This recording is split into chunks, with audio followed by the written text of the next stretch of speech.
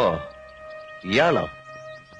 മരണം മരണം മരണം ആഗ്രഹിച്ചിട്ട് നടക്കാതെ പോയ നിരാശയോ അതോ ഈ കിടപ്പ് കാണുമ്പോഴുള്ള സന്തോഷോ? എന്താ ഇപ്പൊ മനസ്സിലെ? രണ്ടായാലും ജയം തന്നെ. നീലകണ്ഠന്റെ മേൽ ജയം. കുറച്ചുകൂടെ അടുത്തേക്ക് വരാം, വേണമെങ്കിൽ ഒന്ന് കാറ് തുപ്പാം. എന്തിനാ എന്റെ നീല ഇങ്ങനെ ഓരോന്ന് പറയണേ?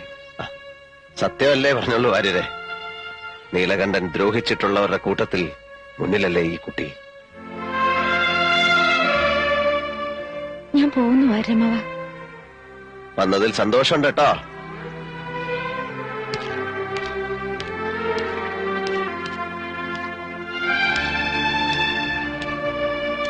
ചികിത്സ നടക്കുന്നു.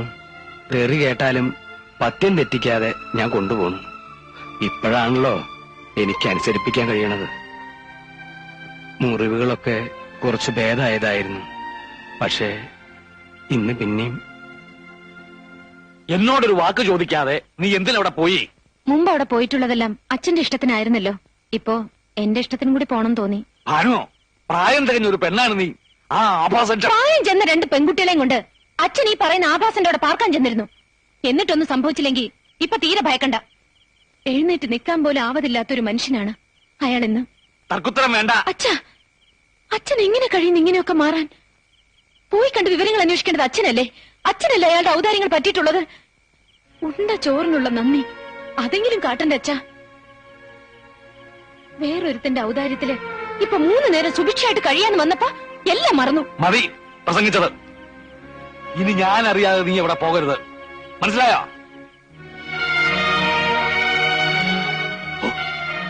ആ അച്യുതൻ എങ്ങാനിത് അറിഞ്ഞാൽ പിന്നെ എങ്ങനെ ഞാൻ അവന്റെ മുഖത്ത് നോക്കും? ഇനി പോണെന്ന് കരുതിയതല്ല. പക്ഷേ അച്ഛൻ വാശിയിലാണെങ്കിൽ ഞാൻ പോവും. അതിന്റെ പേരിൽ ആരുടെങ്കിലും മുഖത്ത് നോക്കാൻ അച്ഛന് വിഷമമുണ്ടെങ്കിൽ വിഷമിപ്പിക്കാൻ വേണ്ടി തന്നെ മനഃപൂർവ്വം ഞാൻ പോവും. ആണോ?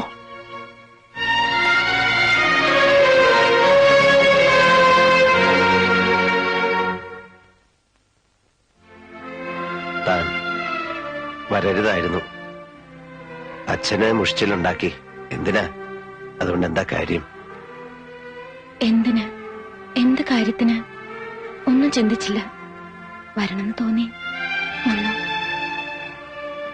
ഇഷ്ടായില്ലെങ്കിൽ പോവാം. എനിക്ക് ആരുടെ ഇഷ്ടക്കേട് വാങ്ങണമെന്നില്ല. ഇഷ്ടക്കേടോ? ഞാനങ്ങനെ പറഞ്ഞില്ലല്ലോ. ഭാനു എന്നെ കാണാൻ വരുമ്പോ ഞാൻ ചെയ്ത തെറ്റുകൾ താൻ പൊറുത്തു എന്നല്ലേ ഞാൻ കണക്കാക്കേണ്ടത്. അതിലെനിക്ക് സന്തോഷമാണുള്ളത്. പക്ഷേ പിന്നിട്ട കാലത്ത് ചെയ്തു പോയ തെറ്റുകൾക്ക് ഞാൻ ഇന്ന് പലിശ സഹിതം ശിക്ഷ വാങ്ങിക്കുകയാണ്.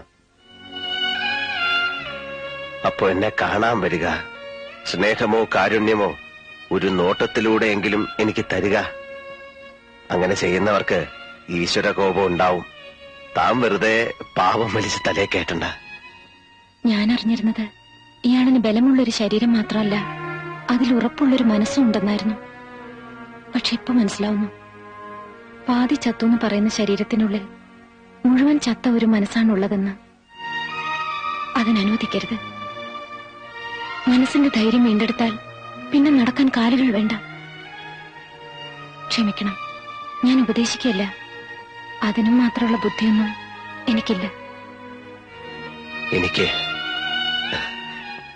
എനിക്ക് മനസ്സിലാവുന്നില്ല ഭാനുമതി.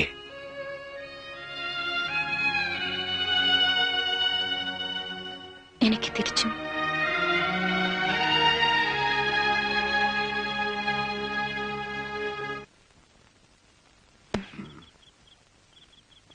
ഈ വാര്യർ എവിടെ പോയി കിടക്ക? ഭാനുവിന് ഇന്ന് ശരിക്കും വഴക്ക് കേൾക്കും. ഏയ്, കറണ്ടും വന്നില്ലല്ലോ. എനിക്കിപ്പോ ഇരുട്ടാ ഇഷ്ടം. മുഖം കാണാതെ സംസാരിച്ചിരിക്ക,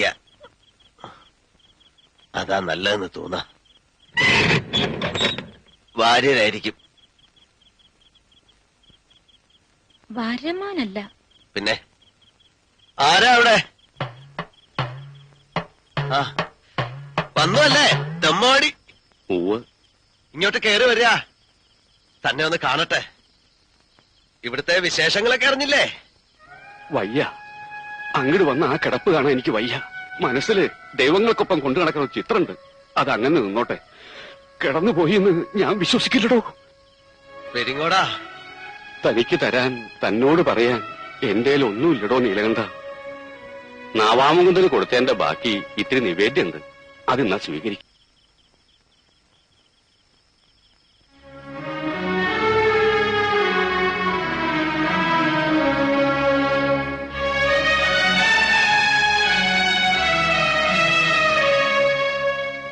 പോയി അല്ലേ? ഹൃദയം നിറയെ സ്നേഹം മാത്രം കൊണ്ട് നടക്കുന്ന താൻ തോന്നി.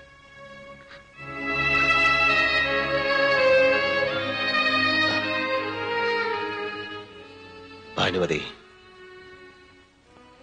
ഞാൻ മരണത്തെക്കുറിച്ച് ചിന്തിച്ചു തുടങ്ങിയിരിക്കുന്നു. ഒച്ചയും അനക്കവും ഇല്ലാതെ നടന്നെത്തി എന്നെ കൊണ്ടുപോകാൻ മരണമെത്തുന്നത് ഞാൻ സ്വപ്നം കാണാറുണ്ട്. അങ്ങനെ സംഭവിക്കുന്നതിന് മുമ്പ് ഒരു തെറ്റിന് പ്രായച്ചിത്തം ചെയ്യാൻ നീ എന്നെ അനുവദിക്കണം. ഭാനു, ആ ചിലങ്ക വീണ്ടും കെട്ടണം. നിനക്ക് ഓർമ്മയുണ്ടല്ലോ, മുമ്പ് ഞാനത് ആവശ്യപ്പെട്ടപ്പോ നീ പറഞ്ഞത് എന്റെ മരണശേഷം മാത്രം അതിനെക്കുറിച്ച് ആലോചിക്കാമെന്നാണ്.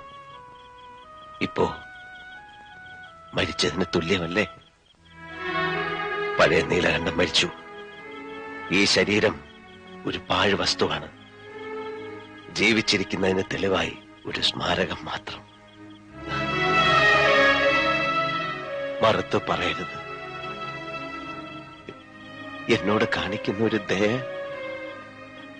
ഒരു പാവത്തിൽ നിന്നെങ്കിലും മുക്തി കിട്ടാൻ ഞാൻ നിന്നോട് അപേക്ഷിക്കുകയാണ്.